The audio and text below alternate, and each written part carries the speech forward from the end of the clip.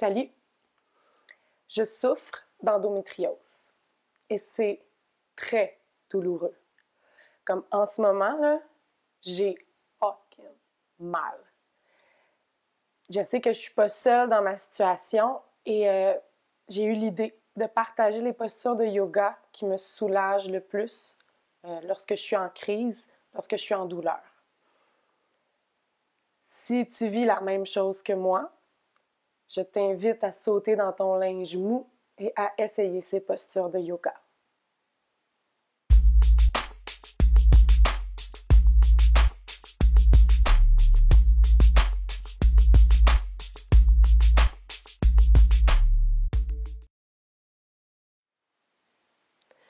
Une des postures qui m'aide à gérer la douleur, c'est Sukhasana, la posture facile, les jambes croisées en indien, le dos allongé.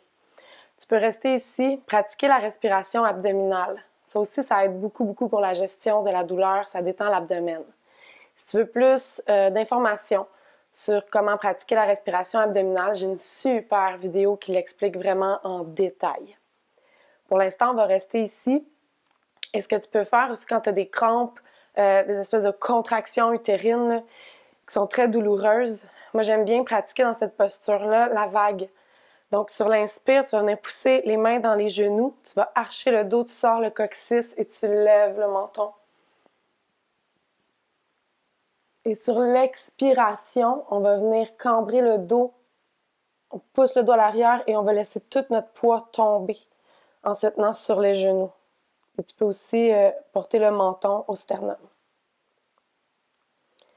Inspire, arche. Et expire, on roule à l'arrière.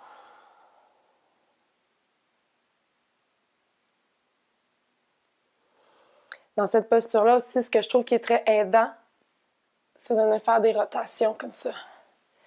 Ça dégage toute la zone abdominale, ça étire le bas du dos. On va favoriser l'inspire lorsqu'on est vers l'arrière et l'expire lorsqu'on est vers l'avant.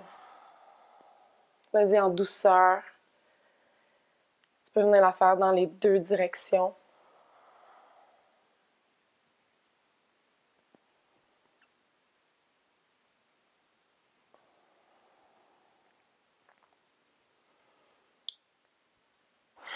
Ça, c'est d'ailleurs une posture que j'ai beaucoup pratiquée pendant que j'accouchais.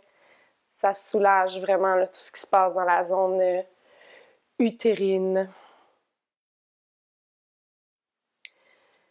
Une autre pose qui me fait vraiment du bien lorsque la douleur est condensée vraiment à l'avant, c'est la posture du squat avec les jambes ouvertes. Donc, tu vas venir te placer sur tes pieds. Tu laisses un petit peu les orteils à 45 degrés vers l'extérieur. Tu allonges le dos. J'aime bien venir pousser avec mes coudes dans les genoux. Et encore une fois, là ici, pratique la respiration abdominale. Si tu as de la difficulté à se positionner dans cette posture, peut-être parce que c'est un peu serré, moins bien étiré au niveau des hanches, tu peux prendre un bloc et venir le placer à la hauteur de ton choix, en dessous des fesses.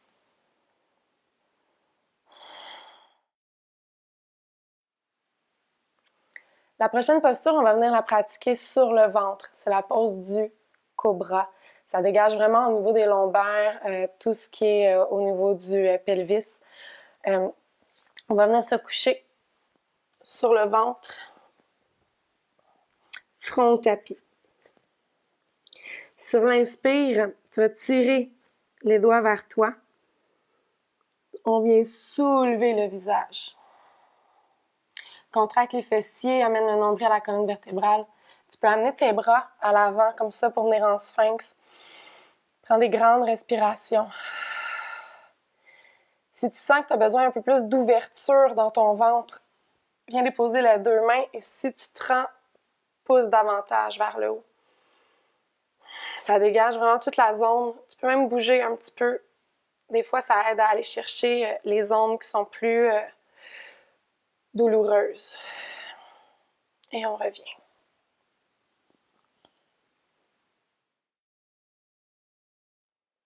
Une autre posture qui m'aide vraiment beaucoup lorsque j'ai des crises, lorsque j'ai très mal, quand le mal se répand là, justement autant en avant qu'en arrière, dans les cuisses, c'est la posture du papillon. Venir coller les pieds ensemble, laisse les genoux s'écarter, s'ouvrir vers le sol. Allonge ton dos et respire profondément. Tu peux même venir accoter ton dos dans le mur pour te soulager. Si tu as de la difficulté à avoir les jambes ouvertes, tu pourrais prendre ton bloc et t'asseoir dessus. N'hésite pas à venir bouger dans la douleur.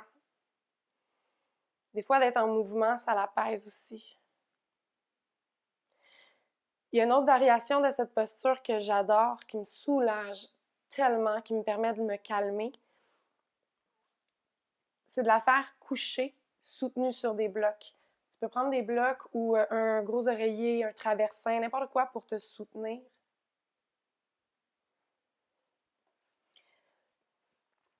Souvent, on va pratiquer cette posture-là avec une sangle autour des jambes pour garder les pieds bien ancrés, bien stables. Mais moi, quand je suis en crise d'endométriose, j'aime pas ça, avoir les sangles. J'ai comme besoin de bouger sans aucune entrave. Donc, tu peux venir tranquillement te coucher sur ta structure.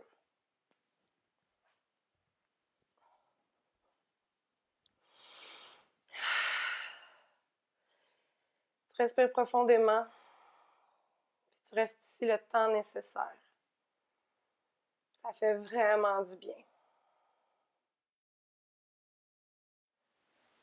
Des fois, j'ai l'impression que la douleur, lorsque je suis en crise d'endométriose, se situe vraiment dans mes hanches. Je sens que c'est tout bloqué à l'intérieur. Et ce qui me soulage énormément, c'est la posture de la grenouille.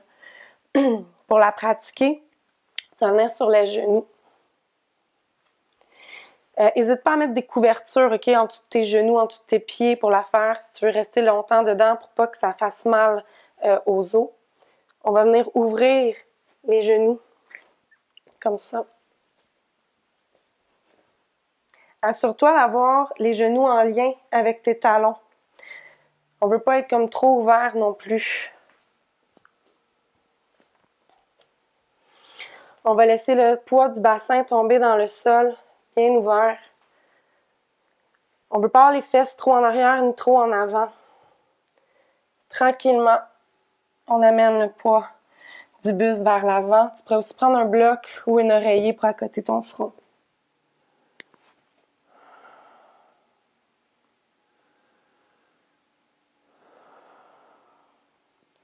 Ça crée une belle ouverture dans les hanches. Ça soulage énormément.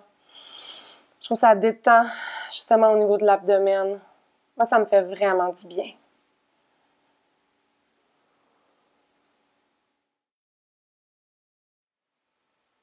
Je vais maintenant te montrer une posture où on va avoir les bras soutenus, le dos bien allongé. Encore une fois, ça dégage. C'est très aidant, je trouve. Tu vas venir te mettre à quatre pattes. Et tu vas venir mettre les bras, les avant-bras sur des blocs. Et tu vas tranquillement laisser ton poids descendre. Tu peux venir dans une variation comme un peu dans la posture de l'enfant aussi.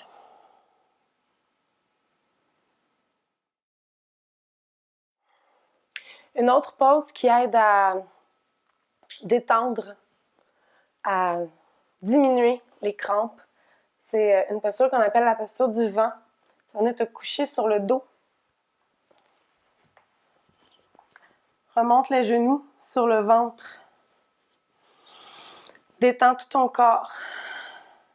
Sur l'inspire, tu vas venir pousser le ventre dans les cuisses. Et sur l'expire, on va venir faire l'inverse, on va pousser les cuisses dans le ventre. Et ici, tu peux aussi venir rouler ton corps de gauche à droite. Ça masse tout le bas du dos, mais ça masse aussi les organes vitaux.